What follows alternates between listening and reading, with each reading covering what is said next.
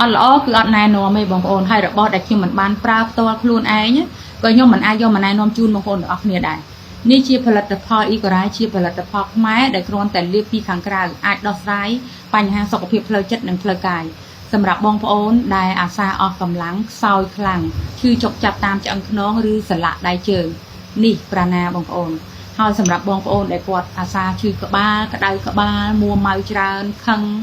stress គិតច្រើនគេងមលក់ Blue E គឺឯកទេស